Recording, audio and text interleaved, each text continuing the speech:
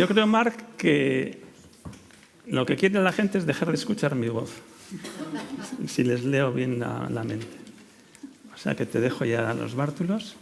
¿Vale? Muchas gracias, Fernando. Un placer poder estar aquí con vosotros, compartiendo en un espacio también informal, y creo que esto también es relevante.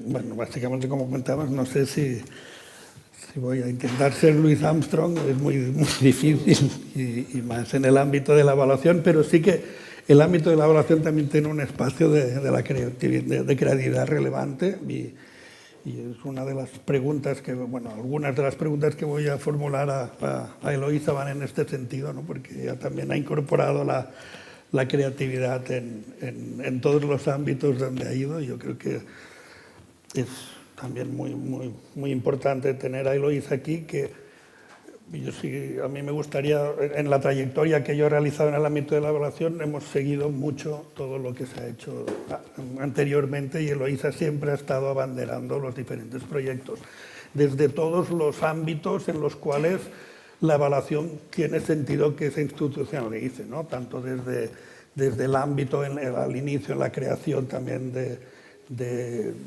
la primera agencia de evaluación que hubo en España, ha ayudado con ideas según la implicación, luego también en el ámbito académico, y luego también en este espacio, ¿no?, que constituye el CSIC de conocimiento, pero también la voluntad de un conocimiento de generación, un conocimiento que sea aplicado, ¿no? Yo creo esto, y yo he seguido a lo largo de la trayectoria a Eloísa, y para mí también es un placer poder formularte preguntas y dialogar contigo. Entonces, cuando estábamos preparando el debate con Fernando, empezamos a hacer preguntas y preguntas, llegamos a tener 50 preguntas, y vimos que esto no era muy realista, porque pensamos, pobre Eloísa, tantas preguntas no tendrá tiempo. Entonces, bueno, hemos intentado hacer diferentes 5 o 6 bloques de preguntas, que ahora los voy a...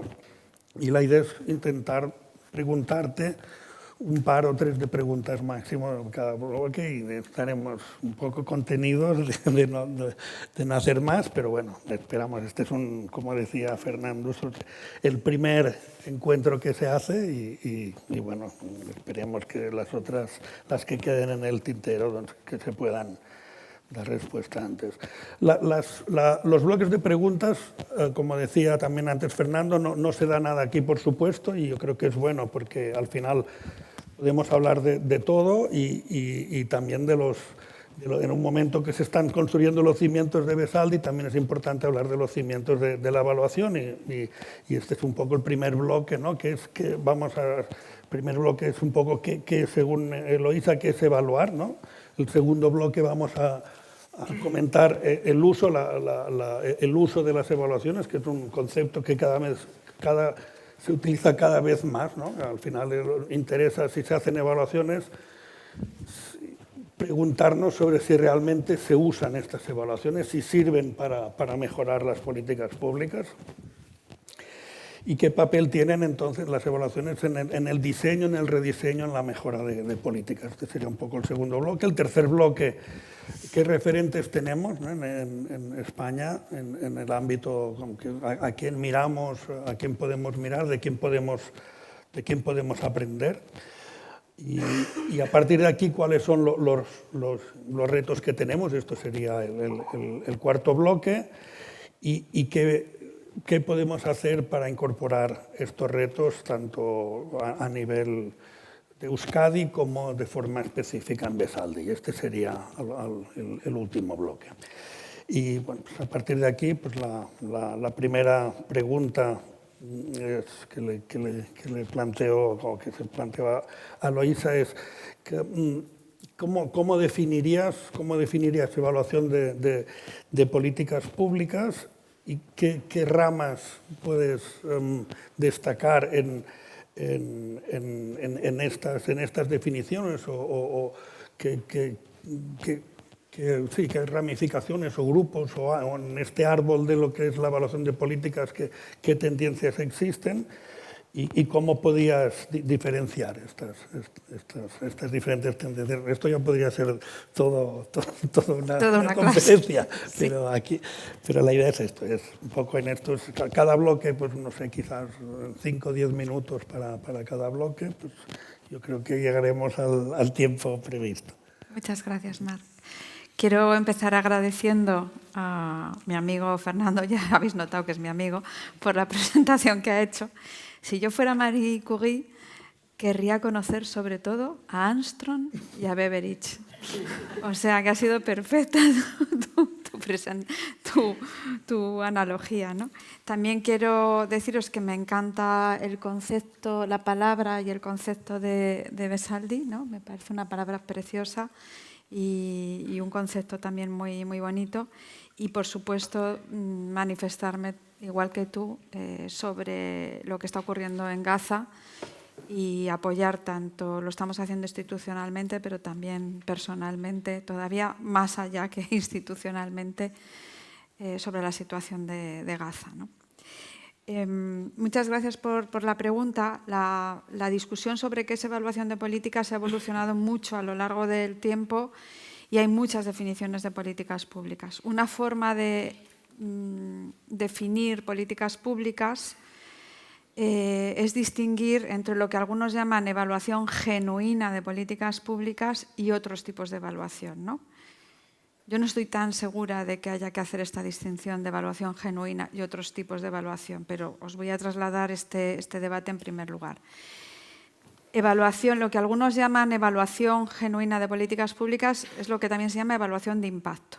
Es decir, hasta qué punto una política pública, que es un conjunto de programas públicos puestos en marcha por una administración pública, aunque puedan estar ejecutados por la propia administración o por una ONG o por el sector privado, consigue los objetivos que se planteó. Es decir, si yo voy a evaluar una política de salario social, el ingreso mínimo vital, por ejemplo, el IMV, pues lo que tengo que ver es si el objetivo se ha conseguido. Es decir, si el objetivo era reducir la pobreza, si realmente el ingreso mínimo vital ha servido para reducir la pobreza y si esa reducción, y esto es importantísimo porque hay que buscar causalidad, si esa reducción se debe al programa o se debe a otra cosa, ¿no? Si se debe, por ejemplo, a que haya mejorado la economía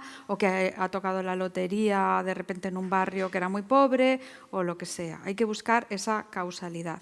Entonces, digamos que hay que esperar a que finalice o a que la política pública o el programa esté ya en marcha para ver sus resultados, ¿no? Y esto es lo que algunos llaman, especialmente los economistas, aunque seguramente de aquí tendría que exceptuar a Marc, porque creo que él tiene otras, compartirá conmigo que hay otras definiciones, lo que llaman la evaluación, digamos, FETEN, ¿no? La evaluación genuina de políticas públicas. Sin embargo, hay otra discusión y digamos que yo estoy más apuntada a esta otra definición, en la que, entendiendo perfectamente que que os acabo de mencionar es un tipo de evaluación de políticas públicas que yo misma he practicado mientras trabajaba en la IREF, hay otros tipos de evaluación de políticas públicas y que son extraordinariamente importantes y tienen que ver con fases en las que ni siquiera se ha implementado la política pública. Fijaos lo que os digo. O sea, estamos haciendo una evaluación que algunos llaman ex ante de políticas que solamente están en las cabezas de los decisores públicos. De forma que yo estoy pensando en implementar un programa para reducir los embarazos no deseados en población adolescente y lo que hago es una evaluación ex ante. ¿Y qué es eso de una evaluación ex ante? Pues implica, por ejemplo, buscar si existe alguna metaevaluación, es decir, un compendio de evaluaciones en alguna parte del mundo sobre que hayan analizado programas similares, ¿no? Quizás yo no tengo tiempo, como Besaldi, de hacer un pequeño programa para ver cómo funciona, pero sí alguien en el mundo, porque ya el Mediterráneo hace mucho que está descubierto, lo ha hecho antes que yo. Entonces utilizo una metaevaluación. Por ejemplo, hay una metaevaluación que ya va por su segunda ronda muy, muy famosa de políticas activas de empleo, que analiza el resultado de más de 200 programas a lo largo y ancho del mundo. Entonces ya nos dice que las políticas activas de empleo aplicadas en crisis funcionan peor que en bonanza. En mujeres mejor y en inmigrantes mejor que en varones, en no sé qué, en no sé cuántos. Pues ya nos da unas claves que nos permite diseñar un poco mejor nuestra política, ¿no? ¿Qué puede significar más? Pues que, claro, nosotros estamos definiendo cómo va a ser la política, imaginándonos. Y muchas veces definimos una política con nuestros prejuicios, lo que yo llamo definición de mesa camilla, que nos sentamos alrededor de una mesa camilla y todos nos ponemos a opinar. ¿Cómo podemos evitar los embarazos no deseados en población adolescente? Pues podemos dar charlas en los coles para hacer educación sexual, ¿no? Y entonces tú dices, bueno, pues sí, es una buena idea y lo pones en el programa, pero no has buscado evidencia. Y cuando llega la hora de la implementación te das cuenta que en determinados coles no vas a poder dar esas charlas, porque el AMPA o la AMPA o como se llame, o la propia dirección del colegio no lo quiere, o los padres no lo quieren, piensan que eso es una cosa que hay que decir en casa, y etcétera, etcétera. Y sin embargo en otros sitios sí, o vas a algunos coles, y esto os estoy poniendo un caso real, unos coles donde el target, la población que podía asistir a esa charla era de 100 personas, iban 2. Los 2 hijos de las familias que sus padres sí que creen en la educación sexual, ¿no? Entonces, esa evaluación ex ante, en este caso ejemplo concreto que os estoy poniendo, tiene que responder a una serie de preguntas. Si hemos tenido en cuenta las características del target, si hemos dimensionado el problema, por ejemplo, si resulta que tenemos más o menos embarazos no deseados en población adolescente que la comunidad autónoma de al lado, que para eso un sistema tan descentralizado con el español es buenísimo, porque las políticas que se hacen en las distintas comunidades autónomas son diferentes y puedes aprender unas de otras, o del país de al lado. Resulta que a lo mejor nosotros tenemos 2 embarazos, o imaginaos 10, estoy inventando, 10 embarazos en población adolescente. Y resulta que los británicos tienen 30. Pues a lo mejor es que no tenemos un problema, ¿vale? Quiero decir, hay un problema, hay 10 niñas que se están quedando embarazadas. Pero, ¿cuál es el objetivo que podemos alcanzar? Razonablemente, pues hay que tender a lo que sea la media de la Unión Europea o lo que sea, ¿no? Es decir, cuando oigo a veces, vamos a eliminar la pobreza extrema, eso es imposible. No hay ningún país del mundo que no tenga pobreza relativa o extrema. Tenemos que pensar también, por ejemplo, una cosa que hay que hacer en esa fase ex ante de evaluación es decidir cuál es el objetivo real y realista del programa que tenemos que poner en marcha. Si están a bordo todos los actores que tenían que estar. Están los padres de los colegios católicos y que a lo mejor no les apetecía la charla, están los padres de los colegios no sé qué, están las direcciones de los colegios, están los propios niños. Ese es otro aspecto que hay que definir en esta evaluación ex ante. Hemos definido bien el problema porque a lo mejor nosotros somos, yo qué sé, pues luteranos y vemos el problema de los embarazos no deseados de una manera muy diferente a cómo la ven pues los conservadores. El otro día decía Kirk, la persona asesinada en Estados Unidos, que su hija de 10 años, si se quedara embarazada, tendría al niño, ¿no? Y entonces tenemos que entender en esa fase ex ante que hay actores, a veces con mucha capacidad de formar opinión, que tienen opiniones diferentes a las nuestras, ¿no? Y hay que entenderles, por lo tanto. Y eso en cuanto a definiciones, es decir, podemos hacer evaluaciones en todas las fases de la política pública. Si la estamos diseñando, ya podemos hacer una evaluación. Si estamos en medio, podemos hacer una evaluación a ver cómo van las cosas y corregir sobre la marcha. Y si estamos al final, pues más que más, para ver si se han cumplido los objetivos, si hemos gastado bien los recursos y cómo tenemos que repensar el programa en la próxima ronda, ¿no? Y eso me lleva también a otro gran debate enorme. Se suele decir que hay 5 generaciones de enfoques de evaluación de políticas públicas. Y no quiere decir que estemos ahora aplicando el quinto, sino que se han mezclado todos ya. Pero es verdad que unas organizaciones utilizan más un enfoque que otro, ¿no? Entonces, ¿cuál era el primer enfoque? El primer enfoque de la primera generación de políticas públicas decía que los evaluadores lo que tenían que hacer es analizar la política, hacer un informe y trasladárselo a los decisores públicos o a la sociedad, ¿no? Pero sobre todo a los decisores públicos. Ahora estamos más en un enfoque mucho más democratizador o participativo de la política. Entonces, ahora se discute mucho, y yo lo he discutido hace 2 años, o sea, que no creáis que estamos hablando de que es una cosa que no se discuta. En AIREF, por ejemplo, si la evaluación tiene que tener o no recomendaciones, ¿no? Yo soy partidaria de que sí, porque cuesta tanto evaluar una política, aprendes tanto en la evaluación de una política, que ya que aprendes, pues tú pones unas recomendaciones sobre la mesa. ¿Y qué alcance tienen que tener las recomendaciones? Pues el que pactes con el evaluado, porque tampoco le vas a hacer la vida imposible y pedirle cosas que no se pueden hacer, ¿no? Pero hay quien dice eso, hay que hacer recomendaciones o no hay que hacer recomendaciones, o sea, hay que involucrarse más. Hay quien dice no hay que tener, en la primera generación no se tenía contacto con los evaluados, una locura total, porque si no, luego cómo vas a implementar la evaluación, primero cómo vas a hacer la evaluación si no puedes hablar con los evaluados, y después cómo van a poder implementar las cosas. Y ahora hay un enfoque que la mezcla de todos esos enfoques daría lugar a algo que a mí me parece fundamental entender, y es que las políticas públicas son criaturas políticas, son criaturitas políticas, ¿no? Entonces hay que entender que los problemas públicos no son tan objetivos como nos pensamos, son lo que se llama el constructivismo social, ¿no? Son también subjetivos. Es decir, si yo os pregunto, seguramente en esta audiencia estaríamos bastante de acuerdo, pero imaginaos que consultamos a toda la ciudadanía. Si yo os pregunto qué es la pobreza y a qué se debe la pobreza, unos me dirán que es un fallo del sistema social, del modelo capitalista, de lo que sea, y otros me dirán que es un problema individual de vagancia de los pobres, que no se han esforzado lo suficiente, vamos, ¿no? Y que, por lo tanto, si tú defines el problema de una u otra forma, las soluciones son radicalmente diferentes a este problema. Las soluciones de política pública, me refiero, ¿no?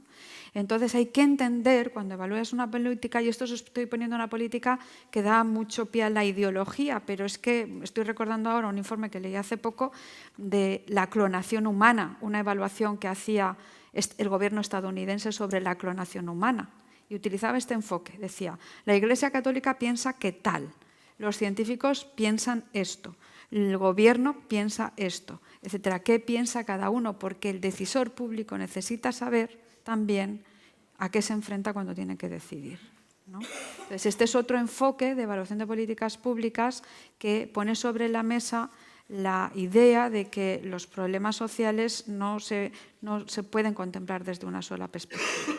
Incluso aunque no intervenga la ideología, ¿no? Imaginaos la inmigración como fenómeno social.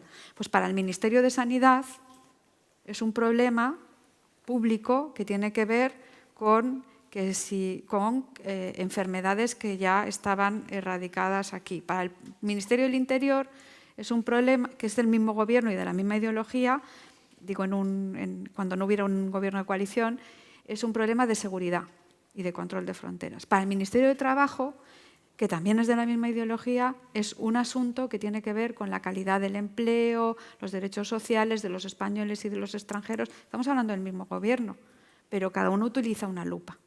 Entonces, así veis muy bien que los problemas no tienen una sola perspectiva, los problemas públicos, sino muchas perspectivas. Muy bien, muchas gracias.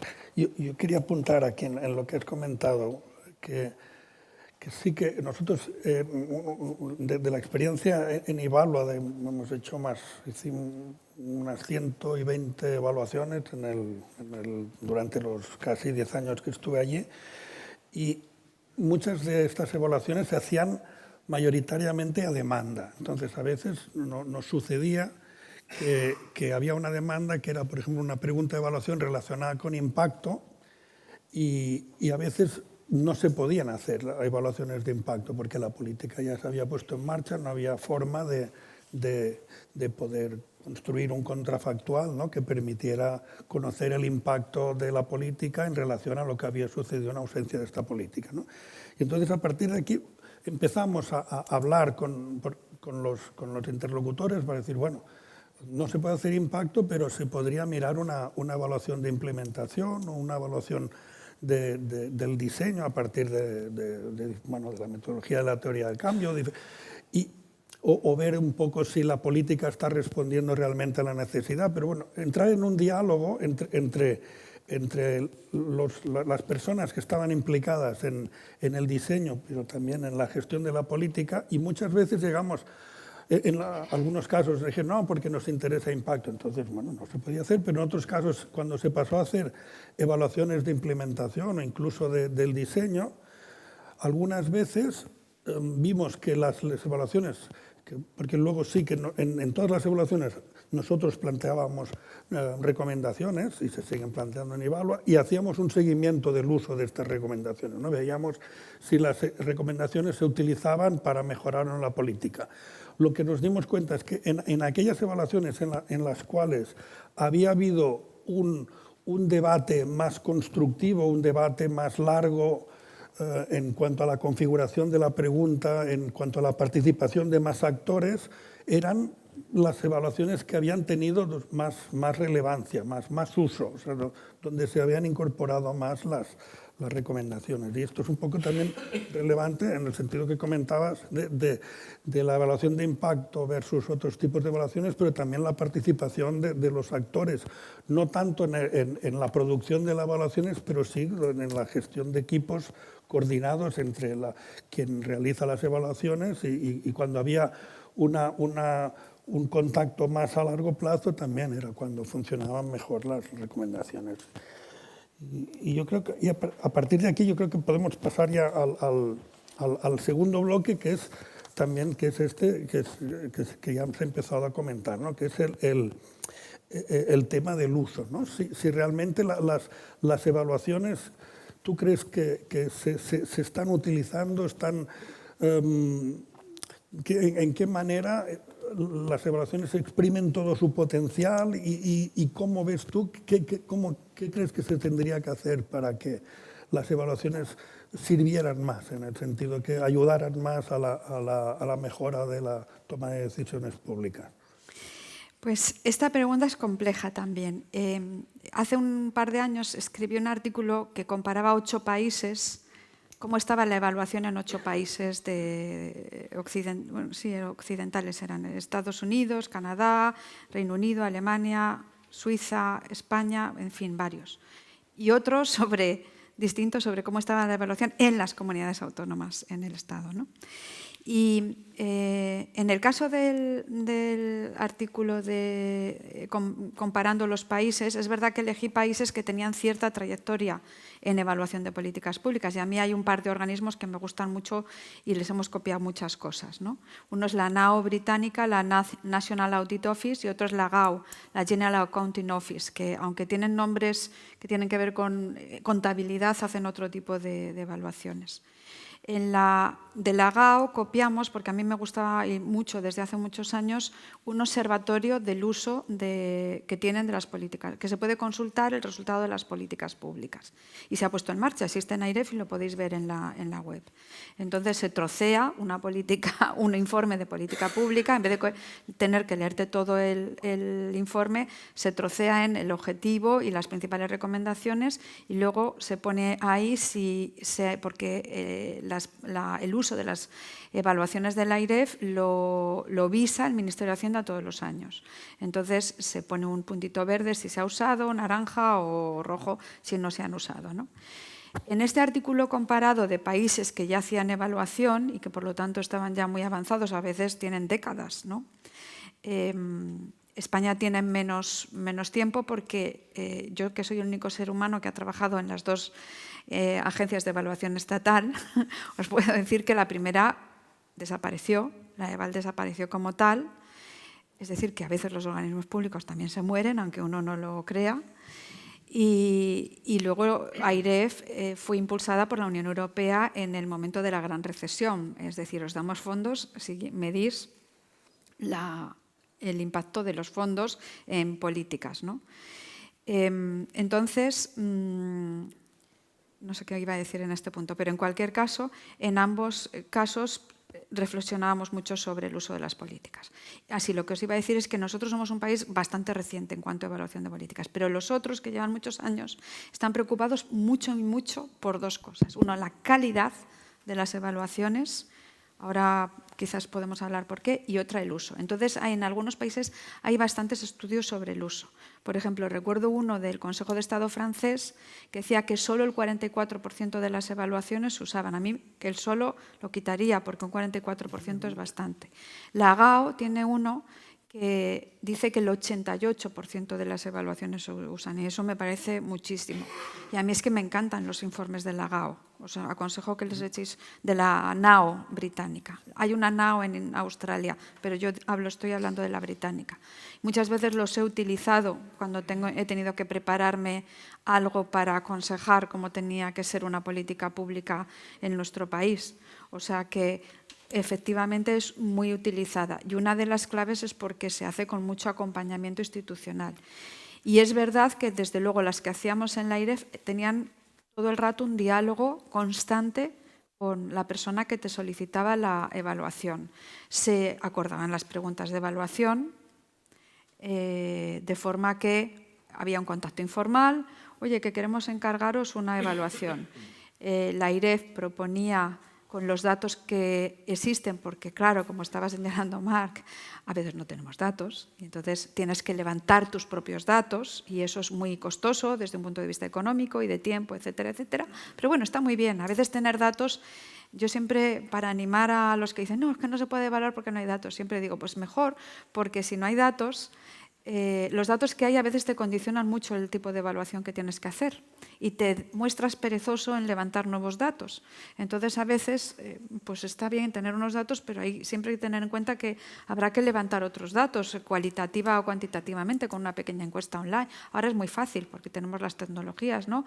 Yo recuerdo la última evaluación que hice en AIREF, pues hice una encuesta online a los responsables públicos de Castilla y León, porque era una evaluación para una comunidad autónoma en concreto. Entonces, bueno, este es un problema, el uso. Yo estoy segura de que se incrementa el uso cuando puedes tener un diálogo con el evaluado constante. Acuerdas las preguntas, lo que se llaman los términos de la evaluación, se firman, ¿vale? Y se firman, en el caso de AIREF, por el Consejo de Gobierno o del Consejo de Ministros, depende de quién encargue la evaluación. Esto tiene que quedar claro, que es algo que es muy oficial. También os contaré que se tienden más a recibir evaluaciones de Hacienda.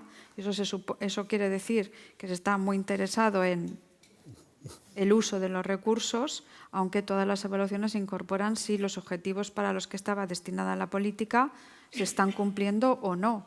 Es decir, si estamos hablando de medicamentos, pues si los medicamentos utilizados son tan eficaces como pensábamos que lo eran o lo que sea, ¿no?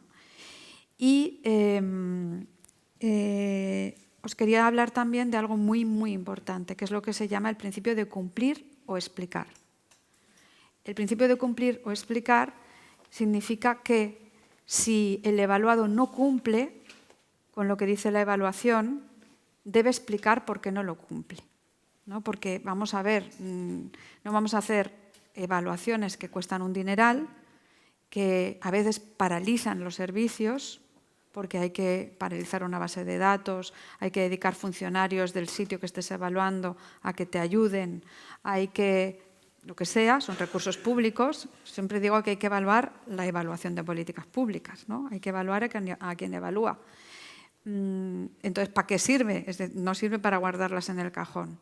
Entonces, debería pensarse en esa idea de cumplir o explicar. Si no cumples, explícame por qué. O sea, entiendo que no lo puedas implementar, no hay dinero este año, no se han aprobado los presupuestos, 1000 cosas que pueden pasar.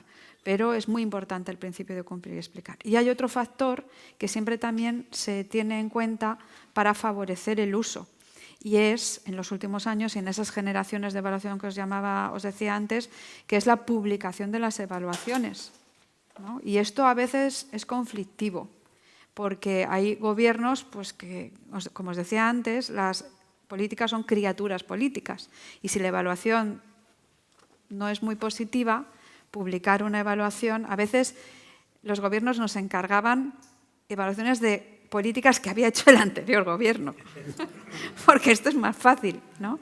Entonces, publicarlas es muy importante y tener una sesión con los medios de comunicación donde se expliquen los principales hallazgos y sobre todo con la sociedad civil, el tercer sector o el sector X interesado, es muy importante también, ¿no? Para que se produzca ese debate y difundirlas en términos de todos los parlamentarios van a recibir una copia de la evaluación, todos los gobiernos van a recibir una copia de la evaluación para que también se debata en el Parlamento, ¿no? Hay algunas iniciativas y hay bastantes guías, estoy pensando sobre todo en el Reino Unido, que ya os digo que a mí me encanta, tiene el libro Magenta, etcétera, otros libros que aconsejan cómo se debe publicar la evaluación, en qué términos, cómo se debe redactar, etcétera, etcétera. Eso puede contribuir al uso.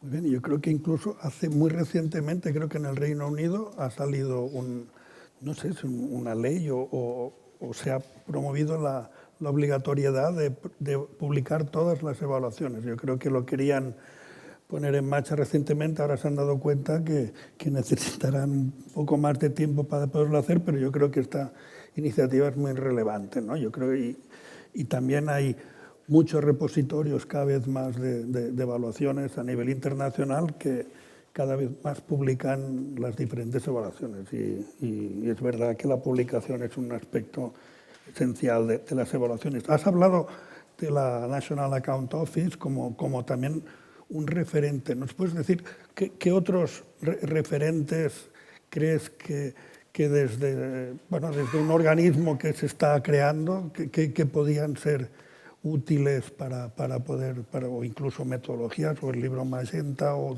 diferentes publicaciones, o herramientas que podrían ser de utilidad para Besaldi?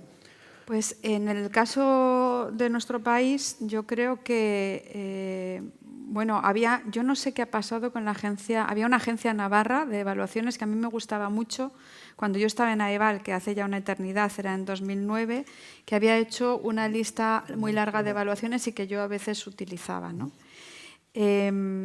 Algunos tribunales de cuentas se han lanzado a hacer evaluaciones de políticas públicas, hay algunas evaluaciones que están bien. Ivalua, yo creo que, por ejemplo, materiales que ha preparado Ivalua y evaluaciones que ha hecho Ivalua también son muy buenas.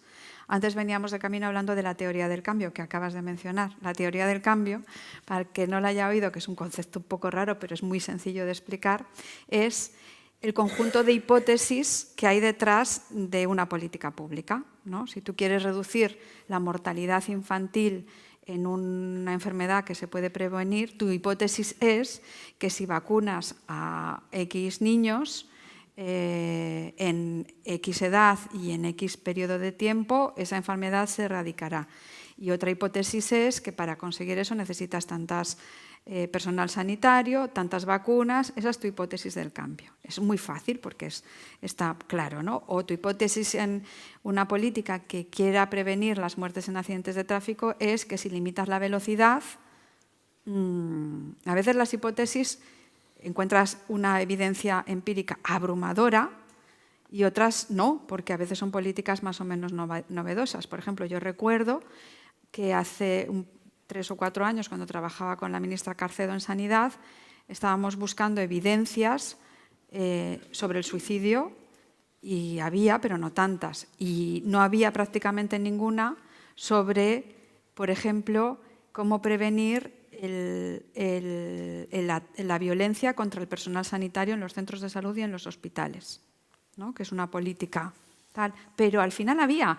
Es decir, que eso es fundamental, no descubramos el Mediterráneo. Si ya hay estudios sobre eso, ¿para qué vas tú a inventar?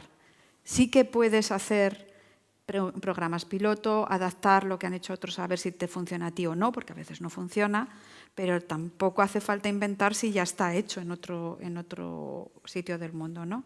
Entonces, sobre el tema del suicidio hay, como sabéis, muchísima evidencia, pero no tanta evidencia sobre qué cosas funcionan en un problema tan creciente y tan grave, ¿no? Por ejemplo. Entonces, yo creo que Ivalua es una... Bueno, entonces la teoría del cambio es esta, y lo que os quería decir es una anécdota, y es que a veces cuando estás evaluando una política dices, ¿qué demonios tendría en la cabeza esta persona para poner en marcha esta política? ¿No? A nosotros nos pasó una vez evaluando una, entonces la persona que se le había ocurrido ya había fallecido, con lo cual no pudimos... Era una política que se había perpetuado 30 años. Y era inconcebible que existiera ese programa, que no voy a mencionar cuál es, pero era inconcebible porque no estaba sirviendo para nada y no entendíamos por qué se había... A lo mejor tuvo su sentido en el momento en que se puso en marcha, pero ahora ya no tenía sentido, ¿no? Se eliminó. En el CSIC, donde yo trabajo, hemos eliminado un par de programas porque no funcionaban y hemos cogido ese dinero y los hemos utilizado para otros que sí que están funcionando, ¿no? Entonces, referentes, pues yo diría que AIREF está haciendo cosas muy potentes en evaluación de impacto, ¿no? Muy potentes. Creo además que ha trabajado mucho en definir cómo hay que hacer los términos de la contratación de las evaluaciones, está trabajando muy bien en cómo tienen que ser los informes de evaluación, sus resúmenes ejecutivos, etcétera, etcétera, muy, muy bien. En términos comparados yo me iría a la GAO americana, en Canadá están trabajando también mucho y muy bien. La National Accounting Office del Reino Unido a mí me encanta, ya lo he dicho. También la australiana está haciendo cosas potentes, la holandesa también, y son muy diferentes porque con esto que hablábamos antes de la institucionalización, que no sé si tenemos tiempo para hablar de eso o no. O sea, hay indicadores... Es que como de todo hay evidencia en la vida, yo siempre digo esto, ¿no? Que es que no inventamos nunca nada. Hay una serie de indicadores que miden el grado de institucionalización de la evaluación de políticas. Esto, el otro día, hace 2 días, fui a la ONAC, que es la Oficina Nacional de Asesoramiento Científico que se creó en el 24, en el Palacio, en el Gobierno de España, y les conté esto, que hay indicadores de evaluación de institucionalización. Besaldi está ahora en un momento de institucionalizarse, de anclarse, de que permanezca gobierno tras gobierno, independientemente de cuál sea el color del gobierno, del director o presidente o lo que sea, etc. Entonces, hay 3 patas. Una, anclarla en el sistema político, digamos, ¿no? en la estructura institucional del gobierno y del Parlamento, etcétera, qué relaciones va a tener con el Parlamento, con la universidad, qué políticas van a ser obligatorias o no evaluar, si van a publicarse o no, si va a haber una profesión de evaluadores o no, si va a haber una ley general que en algunos países está en la Constitución, pero en otras es sectoriales, si qué programas, qué políticas se van a evaluar, si solo las que cuestan mucho dinero o también otro tipo, etcétera. Con qué periodicidad, todo eso hay que regularlo. Luego tiene otra pata fundamental y es la profesión, que tiene que ver con que si existen o no sociedades de evaluación, si se reúnen, si se acreditan los evaluadores de alguna manera, si hay unos estándares de calidad de las evaluaciones. Por ejemplo, en España está la Sociedad Española de Evaluación de Políticas Públicas, la que está María Bustelo, Daniel Catalá, etcétera, otros muchos, ¿no?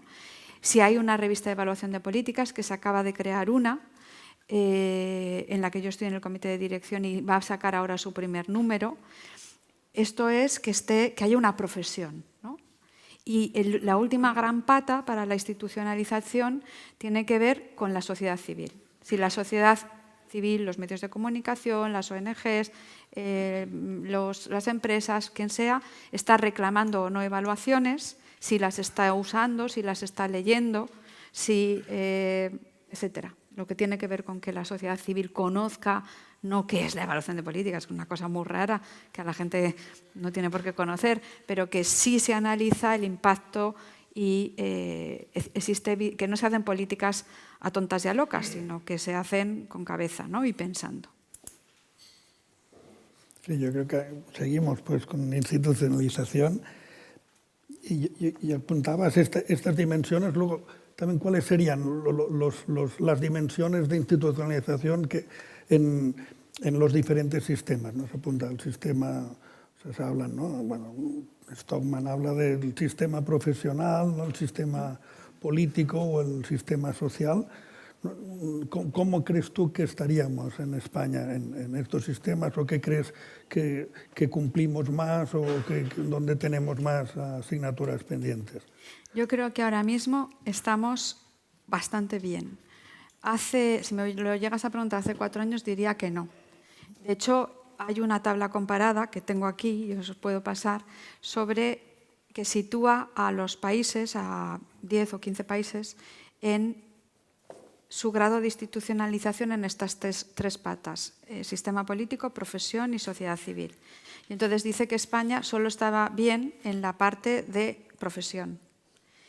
Y, sin embargo, es que ha crecido mucho el sistema de evaluación. AIREF ha crecido mucho, muchas comunidades autónomas están a tope, se han desarrollado consultoras boutique, o sea, pequeñas, que se llaman ahora consultoras boutique, para hacer evaluación de políticas públicas. Por ejemplo, pues la de Sara de la Rica, Casenet, son pocos, se dedican a hacer buenas evaluaciones de políticas. Y luego, por ejemplo, están las Big Four, ¿no? Las 4 grandes consultoras, que antes también comentábamos, porque hay todo un debate si las evaluaciones se deben hacer en in-house, o sea, en la organización, en Besaldi, o se deben contratar, ¿no? Y, por ejemplo, AIREF comenzó haciendo una mezcla de cosas. Se hacían unas en casa, con el equipo que había, pero había tal demanda explosiva de evaluaciones. El Gobierno central tiene un programa que se llama Spending Review, lo llaman así, que hace que sea obligatorio evaluar X políticas, que el Gobierno esté obligado a encargar evaluaciones de políticas públicas, no cuáles hay que evaluar. La única obligatoria es el ingreso mínimo vital. Pero luego, de repente, todas las comunidades o muchas comunidades autónomas empezaron a solicitar a la AIREF evaluaciones. Y cuando yo me fui, que fue en el 22, para asumir esta nueva responsabilidad, teníamos una cola hasta el año 26, para que os hagáis una idea. Entonces, en un primer momento, pues fue explosiva la demanda de evaluaciones y, sobre todo, tenían que ver, en el caso del Gobierno central, con políticas de mucho gasto, o sea, políticas en las que se invierten muchos recursos. En el caso de las comunidades autónomas, sobre todo, sanidad y educación, también de mucho gasto, pero mucho impacto social, ¿no? Aparte del IMV, etcétera, etcétera. Entonces, en este caso, en el caso de cómo se deben hacer, tuvimos también un debate interno muy importante en AEVAL y en AIREF. Y al principio se combinaban las dos cosas, ¿no? Se hacen in-house algunas, donde hay expertise dentro de la casa, se hacen. Y a veces se contrataba a una consultora. Pero siempre, siempre, siempre es clave que si se contrata una consultora grande, pequeña, mediana, haya una persona de la casa total y absolutamente involucrada en esa evaluación. Eso es fundamental, no solo porque aprende, ¿no? Aprende mucho, sino también porque recibe mucho feedback, ¿no? El equipo que está evaluando. Y tú les dices, no, por aquí no, por aquí, por aquí, por allá o por donde sea. Entonces eso es absolutamente clave. AIREF ha pasado ahora a hacer todas en casa. O sea, ha ampliado su equipo y sí usa asesoramiento experto. Yo, por ejemplo, hice una que era creo que está publicada, que era cómo la Junta de Castilla y León estaba utilizando el dinero destinado a la comunicación. Y lo que yo hice es contratar a varias profesoras universitarias, eran todas mujeres, una era catalana, otra era de Castilla-La Mancha, etcétera, y me reunía con ellas 1 hora y media todas las semanas. Y entonces les decía, mira, pues he estado haciendo esto, he hecho estos cálculos de audiencias, esto tal, tal, tal, y ellas me decían esto sí, por aquí, por allá, etcétera, etcétera, ¿no? Para ayudarme con su expertise. Entonces, esto también es una forma de pensar en cómo voy a institucionalizarme, ¿no? No tiene por qué ser la definitiva, sino que, como en el caso de AIREF, puede ir variando. Entonces, en ese momento, hace 5 años, estábamos regular, pero es que ha habido una explosión de la evaluación. Entonces, yo diría que ahora estamos muy bien, hay que pulir muchas cosas, pero también hay que ser cuidadoso, porque es que yo viví la muerte de Aibal. Entonces, pues ya no me fío de que las cosas sigan. Nosotros, por ejemplo, en el CSIC, y permitidme aquí mi minuto de publicidad del CSIC, somos 17.000 personas, 17.000 investigadores en todo el territorio del Estado, y en País Vasco tenemos 2 centros. Y trabajamos en todas las áreas del conocimiento humano. Estamos muy interesados en temas de transferencia tecnológica, etcétera, aunque hacemos sobre todo ciencia básica. Y nosotros mismos, en el CSIC, hemos puesto en marcha un programa que se llama Ciencia para las Políticas Públicas. Y os traigo uno de los ejemplares, bueno, no te preocupes, Marc, ahora lo recojo. ¿Qué hacemos aquí? Pues en este caso no les pedimos a las administraciones que nos digan qué problema tienes o qué quieres que te evalúe, sino a los científicos corrientes y molientes. Entonces yo tengo un grupo de científicos muy grande de cardio y me dicen, oye, un problema brutal en España y en otros países es la diabetes y las enfermedades cardiovasculares. Los de medio ambiente me dicen, el problema más gordo de este verano van a ser los incendios. Vamos a un país de sequía. Los de Biomed me dicen la primera causa de muerte en el mundo en el año 50, si no hacemos nada antes, es la resistencia microbiana, ¿no? Los de ciencias sociales me dicen, bueno, que cuidado con la polarización. Los de no sé qué me dicen lo que sea. Estos, que es el último que hemos sacado, otros, los del espacio, que somos muy fuertes en investigación espacial, me dicen la contaminación lumínica nos está matando. No podemos observar ya el espacio, hay basura, algunas aves no pueden sobrevivir con la contaminación lumínica, etc. Estas son políticas de patrimonio, cómo el patrimonio se está viendo afectado por el cambio climático. Entonces, hemos puesto en marcha, ya tenemos 17 informes y ahora vamos a hacer otros 5 o 6 más, o 8 más, no recuerdo. Y tienen este esquema, cuál es el problema público, cuál es el alcance del problema, es una tontería de problema, o en comparación con otros países, qué tendrían que saber las autoridades. A muy pocos políticos se les habrá ocurrido que la contaminación lumínica es un problema, ¿no? Porque están a la gestión cotidiana, como es lógico. ¿Qué habría que hacer? ¿Qué medidas habría que poner en marcha? En el de incendios, pues que lo publicamos ya hace 2 años, decíamos el pre, el durante y el post, que hay que hacer en cada una de las fases, ¿no? Y lo que hacemos con ellos es presentarlos, mandarlos a todos los medios de comunicación y a todas las consejerías del ramo de la cosa, ¿no? Y esto a los científicos han descubierto las políticas públicas. No sabían, no entendían que era un objeto de estudio y que se evaluaban. Y está siendo un programa muy exitoso.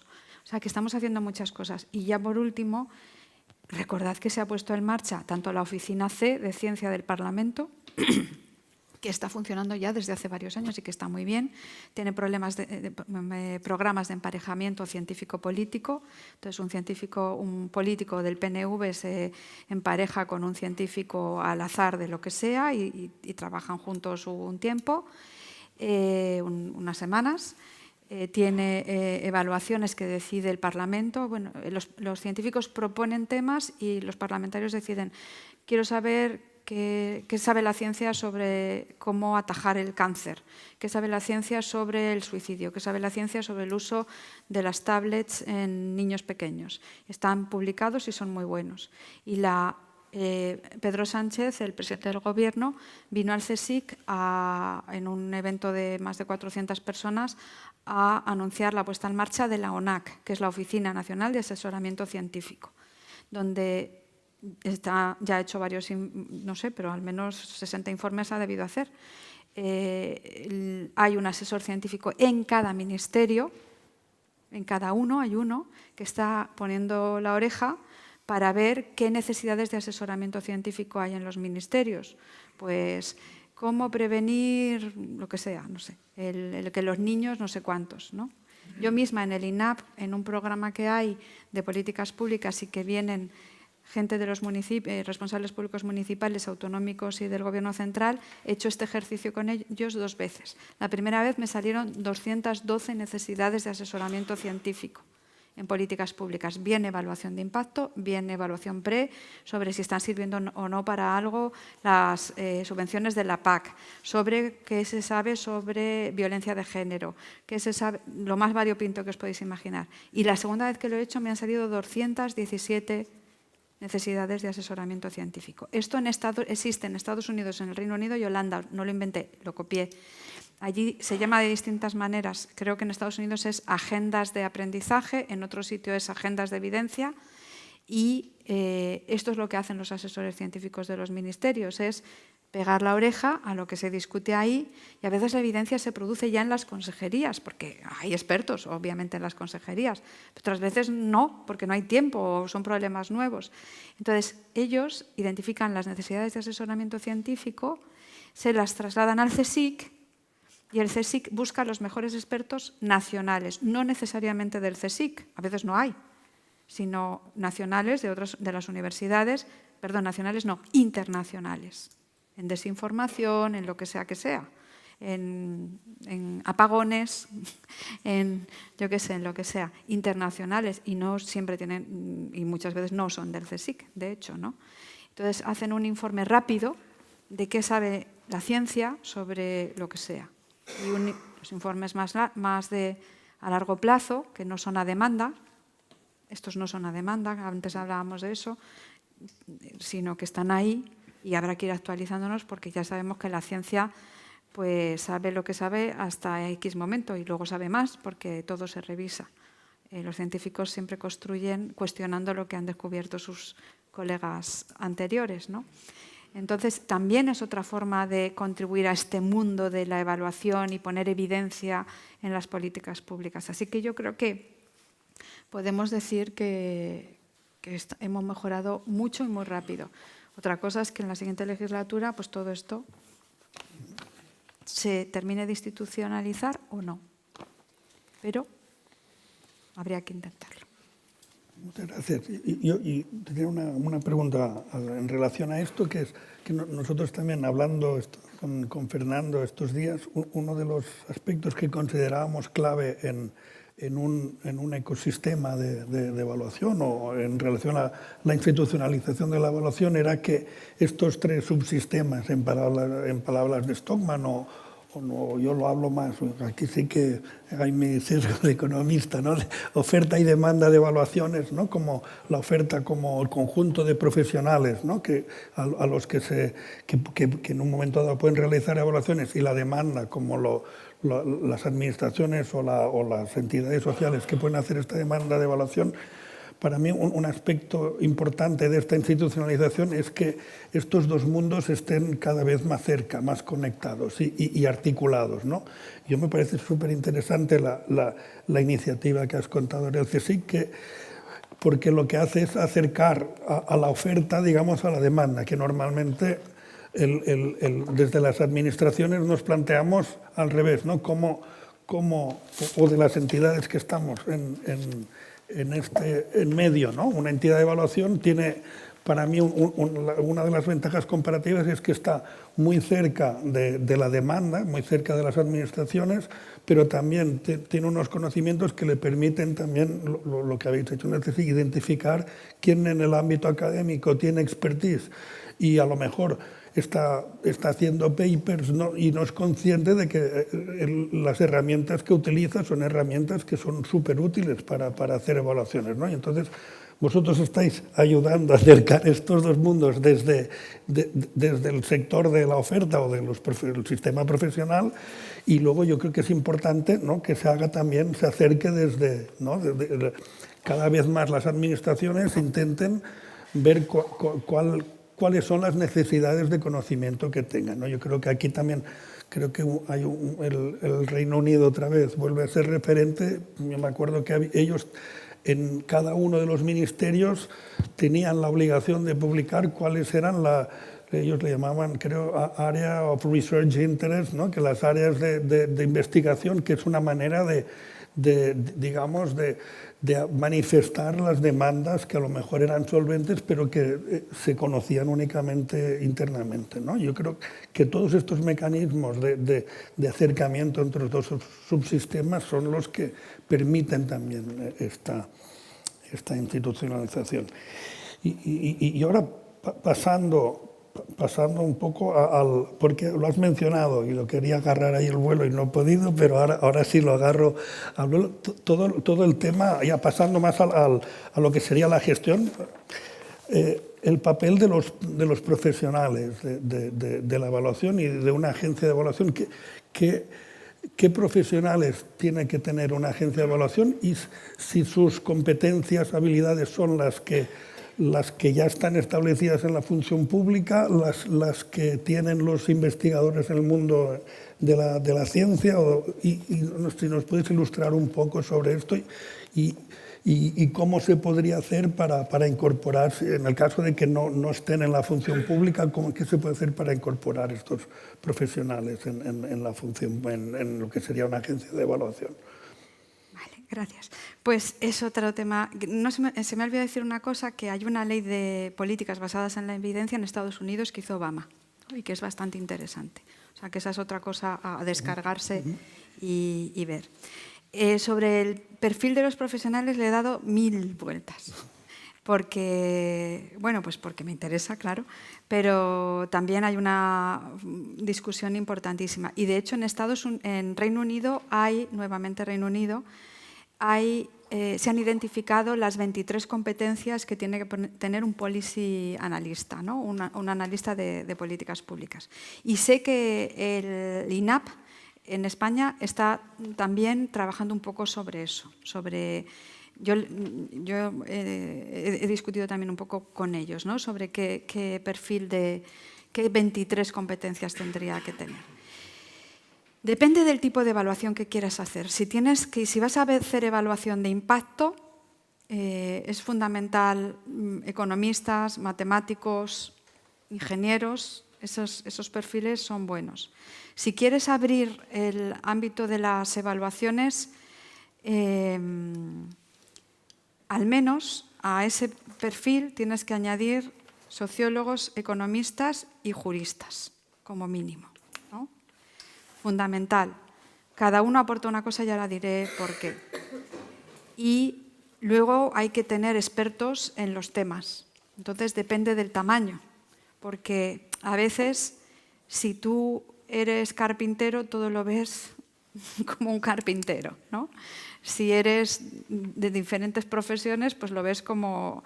Es decir, si tú tienes 2 departamentos en AEVAL, uno de medio ambiente, pues terminas haciendo evaluaciones medioambientales. Y si tienes otro social, pues solo sociales, ¿no? Entonces tienes que pensar un poco en los expertos. Casi siempre en cualquier evaluación vas a necesitar expertos, independientemente de los que tengas en casa. Ahora, yo voy a hablar de los que tenemos en casa, pero casi siempre vas a necesitar expertos. Yo, por ejemplo, para hacer una evaluación sobre comunicación, sobre las políticas de comunicación de una comunidad autónoma o de un gobierno, necesitaré saber muchas cosas que no sé. Entonces voy a tener que contratar a expertos estrictos en ese tema, ¿no?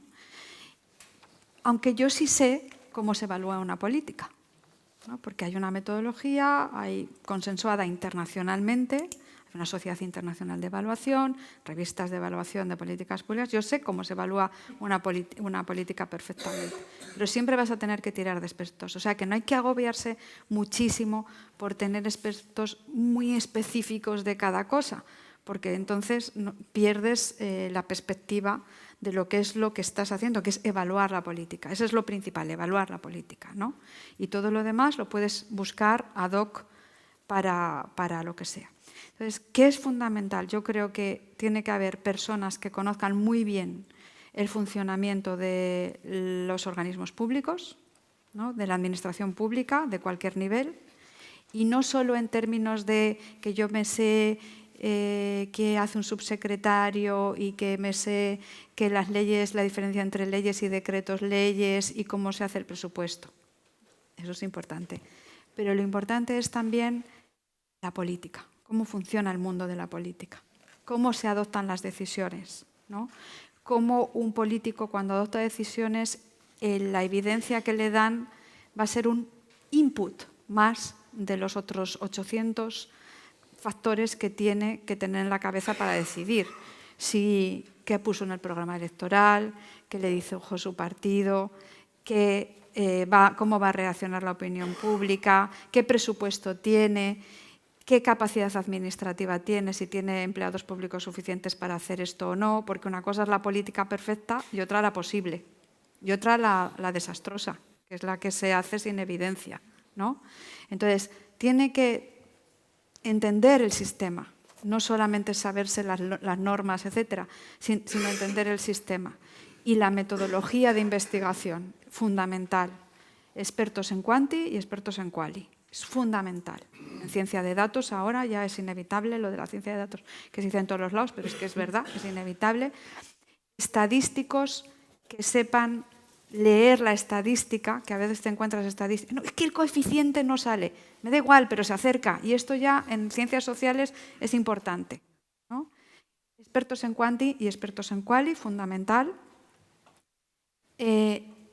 Personas muy empáticas, esto es clave también, que sepan, es que no voy a fastidiar a la organización y le voy a sacar los colores, etcétera. Me he encontrado así de veces con evaluadores, ¿no? Empáticas con qué limitaciones tiene la gestión pública, la privada y todas las gestiones, ¿no?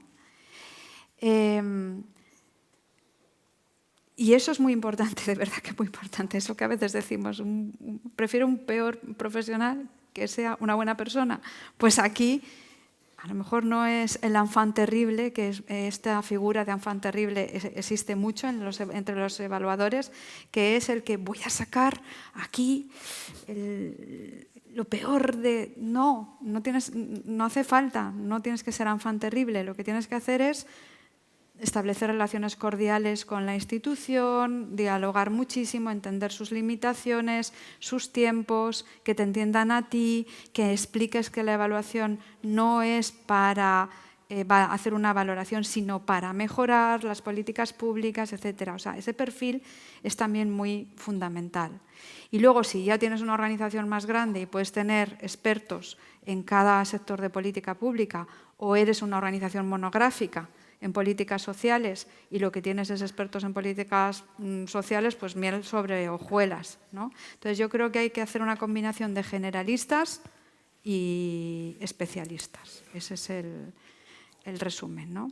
Y luego alguien pues, que sepa comunicar bien, ¿no? Es fundamental la pata de la comunicación, de traducir palabras a cosas que la ciudadanía pueda entender, porque siempre hay que pensar que la evaluación no es solo para la institución que la recibe, sino para toda la ciudadanía.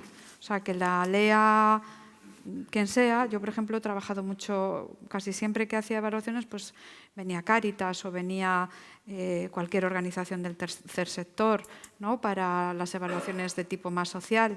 Y aprendes muchas cosas en las que tú no llegas y que no se miden con la estadística, ¿no?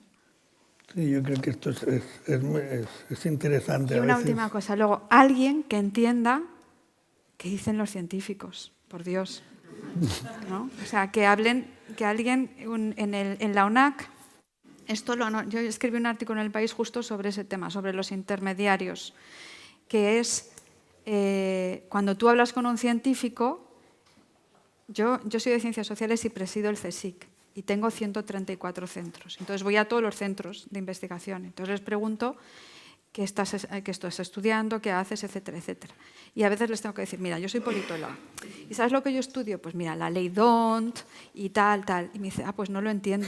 Pues lo mismo, me pasa a mí en disciplinas que no entiendo. Entonces, la idea de tener intermediarios funciona fenomenal. Personas que sean capaces de traducir la evidencia a palabras normales.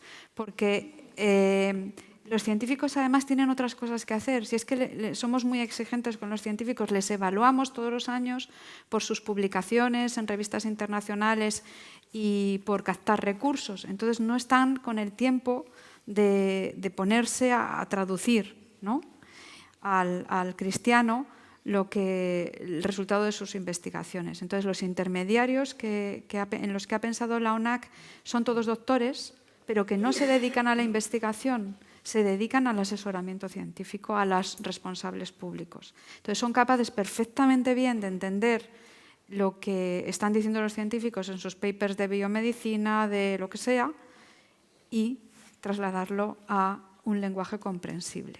Esto es interesante también, ¿no? Porque ellos saben lo que es la investigación, son doctores, han hecho una tesis, saben lo que es la investigación, pero en aeroespacial, en biomedicina, en lo que sea, en biodiversidad, en cambio climático, en lo que sea, pero sí son muy conscientes de que esto necesita ser traducido para que podamos sacarle todo el jugo posible desde los que hacemos evaluación de políticas públicas. Sí, yo creo que estos perfiles son muy, muy necesarios y son complicados de encontrar. Y nosotros cuando hacíamos evaluaciones en Ivalua empezamos a hacer lo que le llamamos policy brief y unos resúmenes de 2 páginas de las evaluaciones, ¿no? Primero, el primer resumen de 2 páginas tenía 14. Entonces decíamos, no.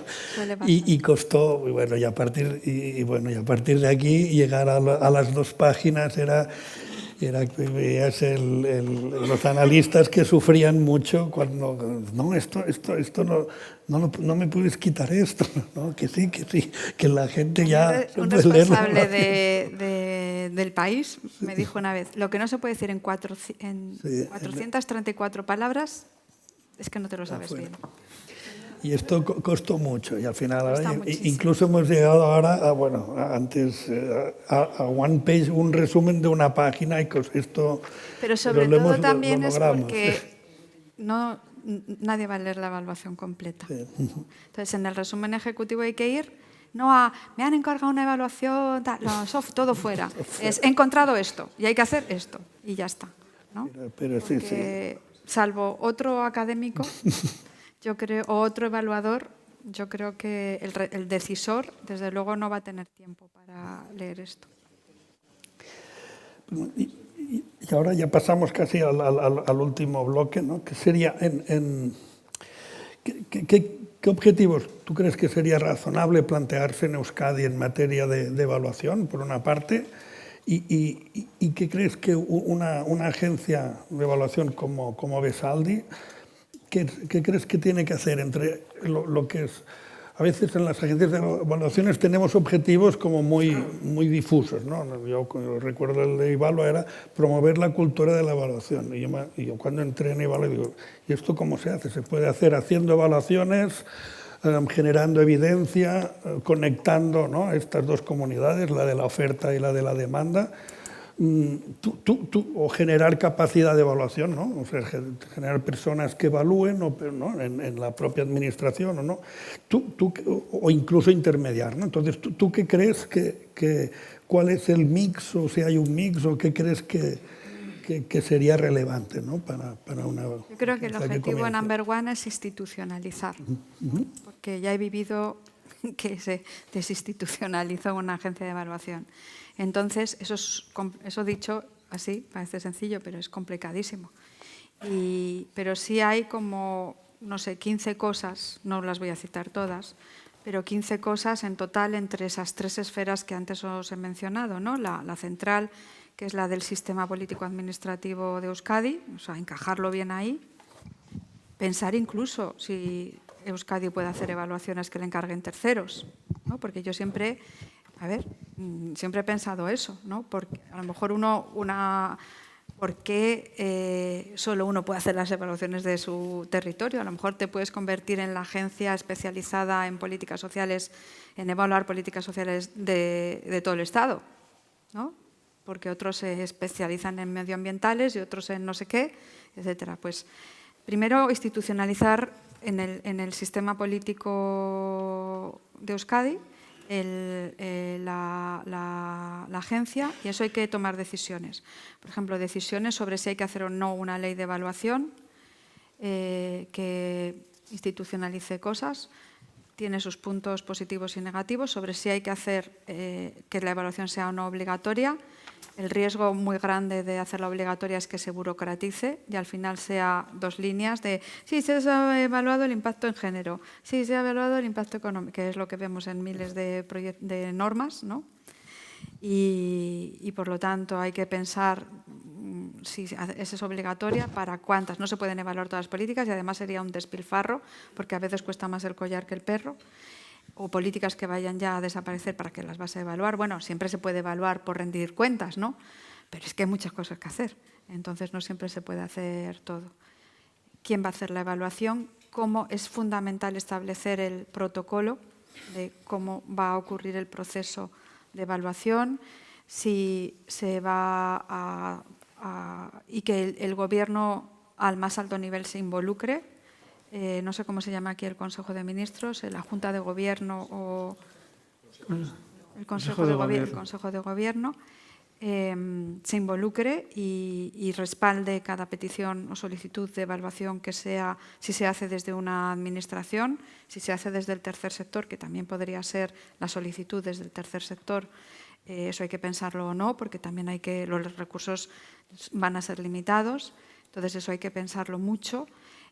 Hay países muy buenos en evaluación en los que ni hay ley ni es obligatoria y hay otros que está la evaluación en su Constitución. En la Constitución dice es obligatorio evaluar las políticas públicas y sin embargo hacen menos evaluaciones de políticas públicas. Hay que tomar una serie de decisiones si va a haber un cuerpo o no de evaluadores. Esto se discutió en el Estado en 2010. Yo participé en esa discusión, me acuerdo perfectamente incluso de la sala donde estaba. Y al final se decidió que no, precisamente por lo que os he dicho, por lo difícil que es definir qué tiene que ser un evaluador, ¿no? Y la necesidad de tener perfiles tan plurales en la evaluación. Y esto se ha vuelto a discutir ahora sobre si tiene que haber un cuerpo de asesores científicos o no, ¿no? Porque discutimos muchas veces las mismas cosas. Pero desde luego tiene que haber un proceso de formación, porque esto no se hace por las buenas, hay que saber evaluar políticas públicas, no necesariamente nuevo, hay un montón de máster por ahí de evaluación, el de Olga Cantó, por ejemplo, que tiene un sesgo más hacia la economía, pero luego hay otro de María Bustelo, y luego hay cursos pequeños, y etcétera. Y luego hay que decidir con qué profundidad, ¿no? Porque a lo mejor a los responsables públicos generales de las consejerías, pues con que esto es un poco lo de la cultura, con que les expliques qué se va a evaluar y qué significa evaluar, qué no significa hacer un examen, qué lo que se quiere es mejorar y cuáles son las metodologías, etcétera, es suficiente. A veces incluso te sorprendes y hay evaluaciones muy buenas en las consejerías, que ha hecho gente un poco, incluso sin saber que era una evaluación, pero en realidad estaba evaluando algo, ¿no? O hay algunos expertos. En fin, hay que pensar en todo esto, ¿no? Ya sabes, los indicadores están ya fijados, o sea que habría que responder a la pregunta de ¿lo pongo en una ley o no?, etcétera. Hay que darle una vuelta y como siempre, cualquier política pública, incluso esta, la de poner en marcha la evaluación de políticas públicas, que también es una política, todas las soluciones tienen sus pros y sus contras. Creo que es fundamental engancharse con la sociedad civil, me parece clave, tanto con los medios de comunicación como sobre todo con la sociedad civil organizada, el tercer sector, de la manera que sea, llamándoles, pidiéndoles que propongan en qué cosas creen ellos que se necesita más evidencia empírica o científica, y luego también una profesión, ¿no?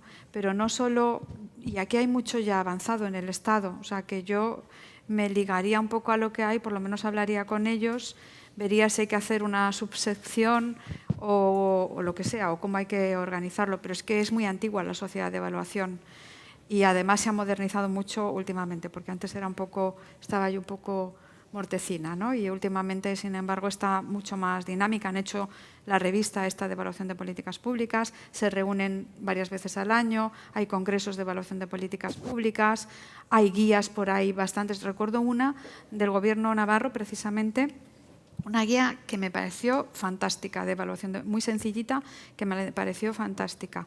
En AEVAL, que ahora se llama Instituto de Evaluación de Políticas Públicas, también tienen un montón de guías. Esto es fundamental, producir guías, cajas de herramientas para saber cómo se hacen las evaluaciones de políticas públicas, debates, intercambios entre ellos, etcétera. También creo que eso es fundamental. O sea, que hay mucho que hacer. Y luego, pues, decidir qué políticas se evalúan. Muy bien.